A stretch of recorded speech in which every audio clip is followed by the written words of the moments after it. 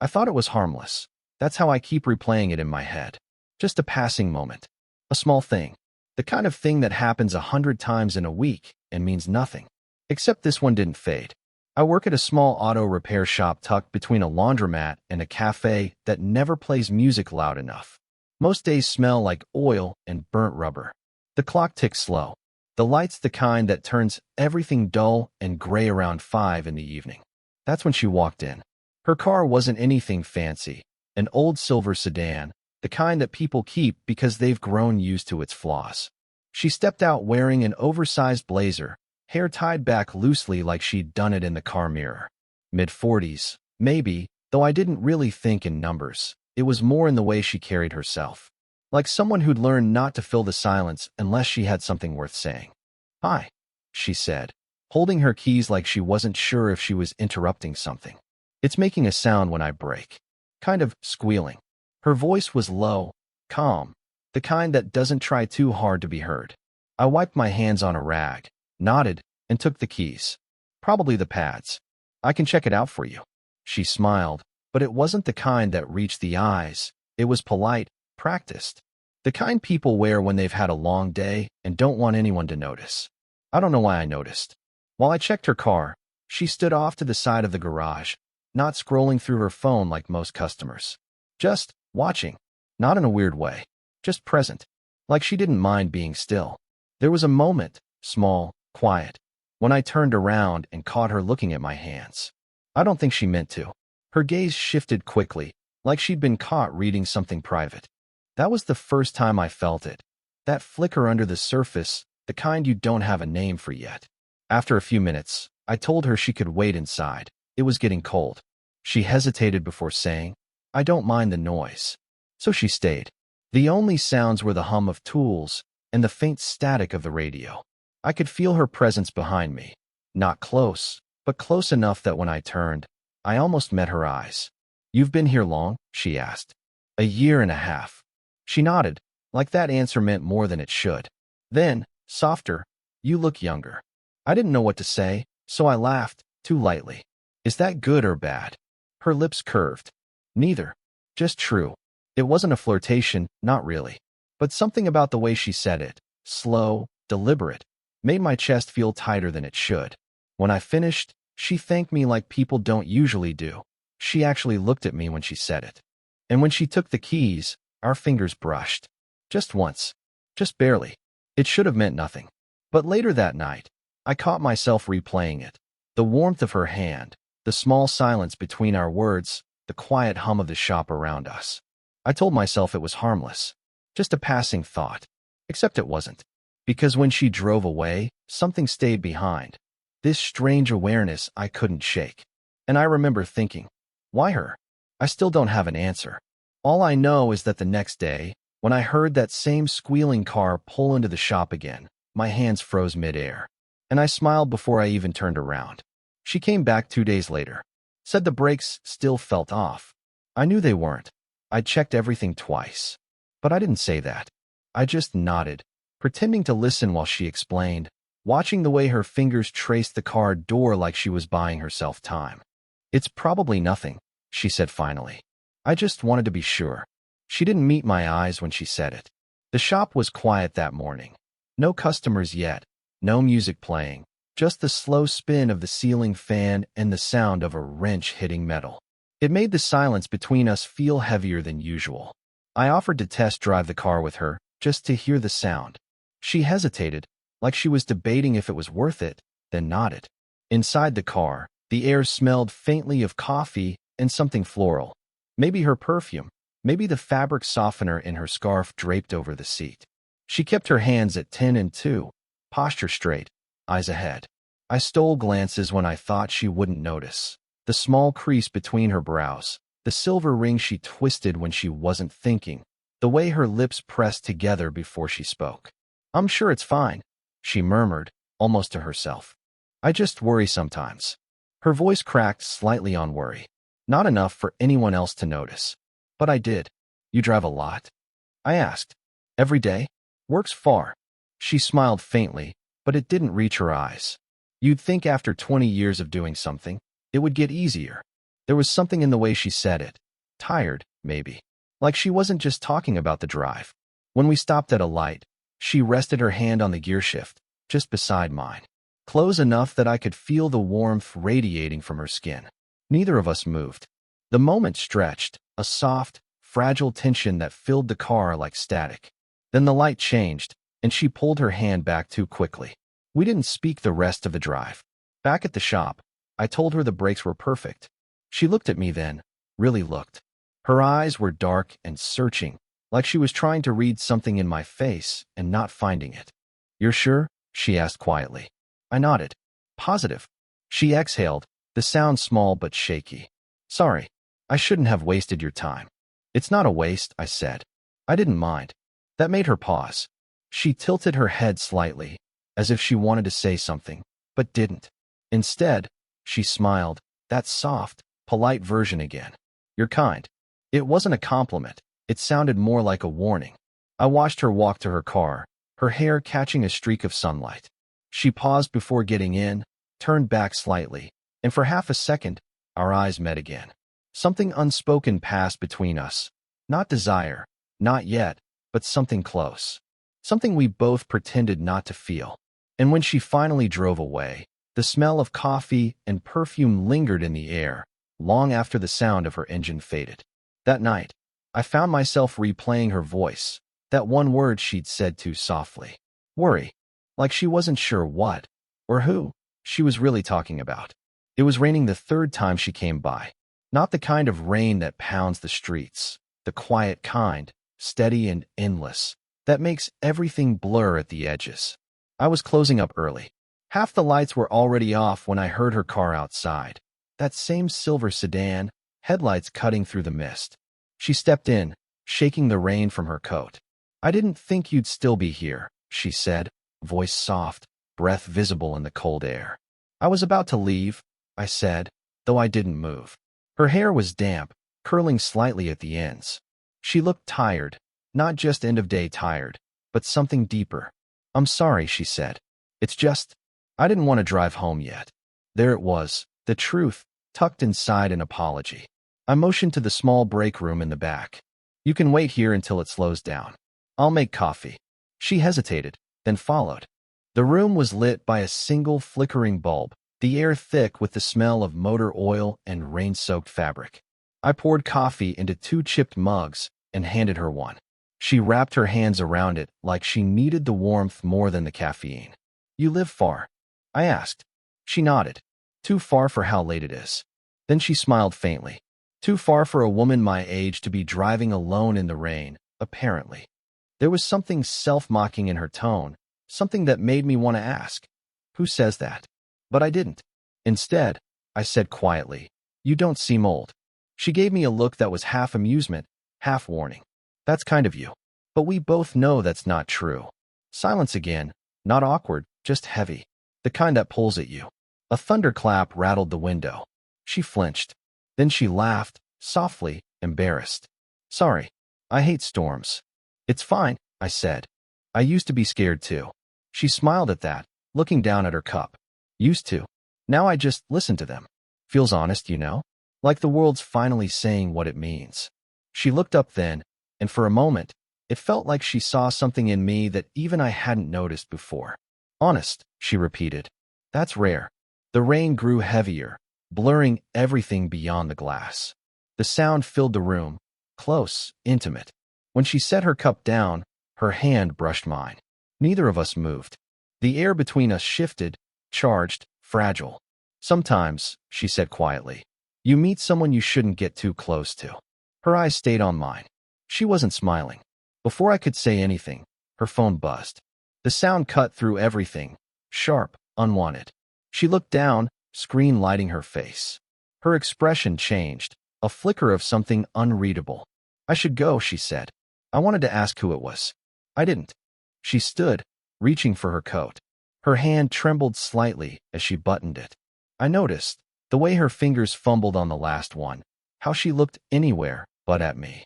At the door, she paused. "Thank you. For the coffee." "It's still raining," I said. "I know." And then she was gone, walking into the storm without an umbrella. I stood there, watching her taillights fade into the rain, my hand still warm where hers had been. Almost. That's all it was. A moment that almost became something else. She didn't come by for a week. I told myself it was better that way, that whatever was happening between us had already gone too far, even if nothing had actually happened. But when her car finally pulled into the lot again, something in my chest loosened, and then immediately tightened. She stepped out, looking more put together than before. Hair neat, blazer pressed, expression unreadable. But her eyes gave her away. They looked tired. The kind of tired that coffee doesn't fix. "I think the sound's back," she said, her voice too steady, like she'd practiced it. I just nodded. "Let's take a look." We both knew it wasn't about the sound. Inside the garage, everything felt louder. The hum of the lights, the soft hiss of rain outside, the creak of the car lift. I could feel her behind me while I worked, her silence pressing against the back of my neck. When I turned, she was watching me again. Not the way people watch, the way they remember. "You didn't answer last time," she said quietly. I frowned. "Answer what?" She hesitated, then shook her head. "Nothing. It doesn't matter." But it did. The words hung between us like static. I wiped my hands, leaned against the workbench. "If it didn't matter, you wouldn't have brought it up." Her eyes lifted to mine, steady but uncertain. "This isn't normal, is it?" I didn't know what to say. She laughed, but it wasn't laughter, more like disbelief wrapped in breath. "I keep thinking I'll walk in and it'll feel like a regular errand again. But it doesn't. You look at me like—" She stopped herself. "Like what?" I asked, my voice lower than I meant. "Like you see something I've spent years trying to hide." That landed like a punch, soft, quiet, undeniable. I stepped closer without meaning to, my heart too loud in my chest. She didn't move back. "Maybe I just notice what other people don't," I said. She looked at me for a long time, eyes glistening under the shop light. "That's exactly the problem."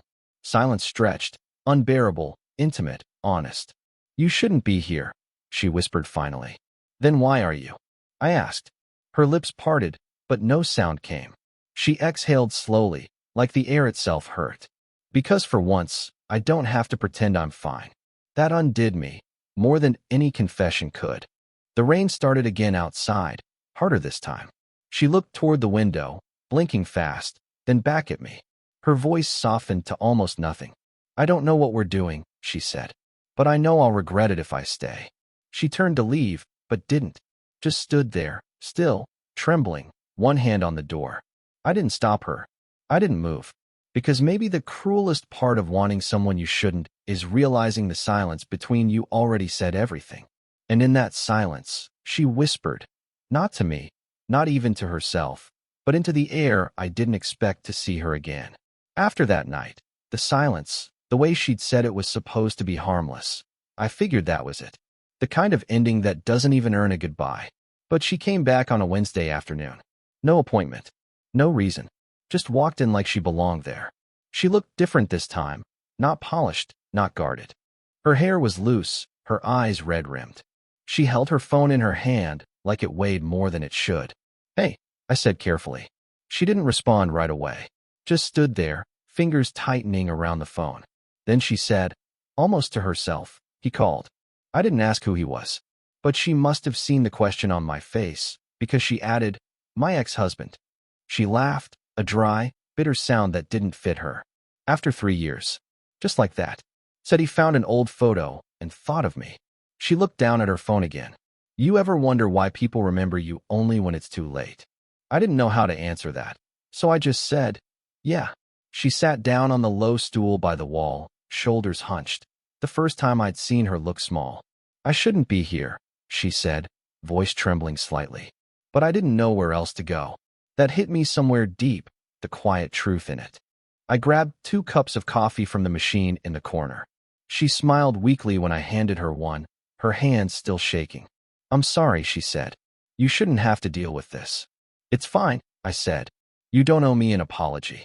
She looked up at me then, and there it was again, that searching gaze that always made me feel both seen and exposed. "You remind me of him," she said softly. "Not how he was at the end, before that. When he still cared. When he still looked at me like I mattered." I froze. I didn't know what to do with that. being compared to a ghost of someone she used to love. Her voice cracked. I thought if I came here, maybe I could forget him, or remember the version of me that didn't hurt so much. The rain had started again, light, steady, like it had been waiting for this. She wiped her cheek quickly, pretending it was nothing. You shouldn't let people like me linger, she said, forcing a small smile. We ruin things without meaning to. I stepped closer, not too close, but close enough that she could feel I wasn't leaving. You didn't ruin anything, I said. You just showed up. Her eyes met mine. There was no guard this time, no practiced composure. Just raw exhaustion. And something else. The flicker of recognition between two people who suddenly realize they've both been running from the same kind of loneliness. She whispered, almost trembling, I didn't come here for the car this time. And before I could ask why, she looked away, biting her lip, as if the truth she almost spoke would cost her too much. That was the moment it shifted, not loudly, not clearly. Just a quiet breaking point neither of us could name. A line had been crossed long before that day. We just finally noticed where it was. She came after closing again. No car trouble this time. No excuse. Just the sound of rain against the metal shutters, and her figure framed in the doorway, hesitant, almost shy. I didn't think you'd still be here, she said. I never really leave on time anymore, I answered. It wasn't a lie. Not since her. She stepped inside, shutting the door softly behind her. The smell of wet pavement followed her in, sharp, real, grounding. Her blazer was soaked at the shoulders. She didn't seem to notice. For a while, neither of us spoke. I was sitting on the floor beside one of the tool cabinets, back against the wall. She stood near the counter, twisting her keys in her hands. Then she said, I told him I couldn't talk anymore. Her voice was steady this time, almost calm. I didn't ask him who. I didn't need to. He wanted to meet, she continued. Said he missed the way things were. But I realized, she paused, exhaling. The person he misses isn't me anymore. Her words hung in the dim air, soft but heavy. She looked at me then, not searching, not questioning, just seeing. Do you ever feel like you've been living as someone else's version of you? All the time, I said quietly. That made her smile, small, sad, real. She crossed the room slowly and sat beside me on the floor. The concrete was cold, the silence warmer than it should have been. For a long time, we didn't move. The kind of stillness that isn't awkward, just necessary. I shouldn't be here, she whispered eventually. I know, but I wanted to be. I looked at her, the lines at the corners of her eyes, the faint tremor in her hand as she brushed a strand of hair away. She wasn't composed tonight. She wasn't guarded. She was human, and I realized I wasn't drawn to the mystery of her.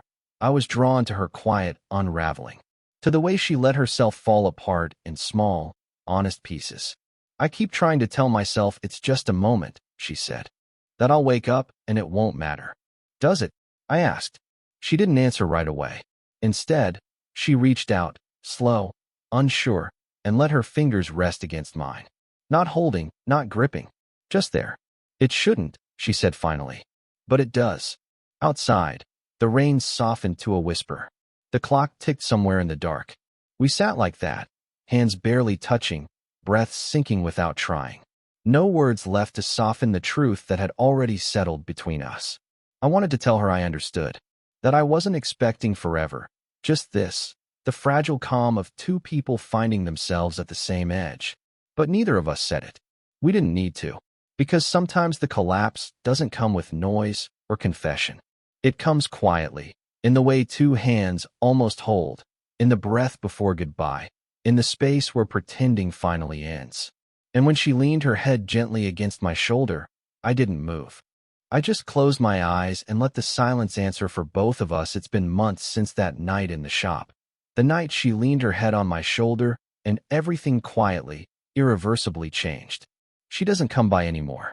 I still see her car around sometimes, passing the intersection near the cafe. Same silver sedan. Same soft hum when it idles at a red light. She never looks my way, and I never expect her to. But every time, my chest tightens just a little. Not with longing. Not anymore. But with a kind of quiet respect for what we were and what we didn't let destroy us. I used to think love was supposed to be loud, the kind that announces itself, that everyone can see. But with her, it was the opposite. It lived in pauses, in the way she said my name when she was tired, in the silence that made even breathing feel like a confession. People talk about heartbreak like it's a wound, something that bleeds and heals. But ours wasn't that. It was more like a fading bruise, proof that something real had touched us, even if it couldn't stay. There's a part of me that still replays those moments. The smell of rain, the chipped coffee mug, the sound of her voice saying, "It shouldn't, but it does." I don't replay them to miss her. I replay them to remember who I was when I met her. Before her, I moved through my days without really being seen. After her, I learned what it meant to look, truly look, at someone. She taught me that love doesn't always arrive to be kept. Sometimes it just visits to remind you that you're still capable of feeling. The shop looks the same uneven clock, the same dent in the floor near the lift. But the air feels different now, calmer, older. Sometimes I think about what she said that last night, about how she didn't know who she was anymore. And maybe that's the quiet truth we both had to face, that love doesn't fix you. It just holds up a mirror long enough for you to see yourself clearly. Maybe that's why I'm not angry she left. Because for a little while, we gave each other something no one else had, permission to be real. There's a part of me that hopes she's okay, that she's found whatever peace she was chasing, that she still listens to the rain and smiles. And me? I still work here, still get my hands dirty, still wait for closing time.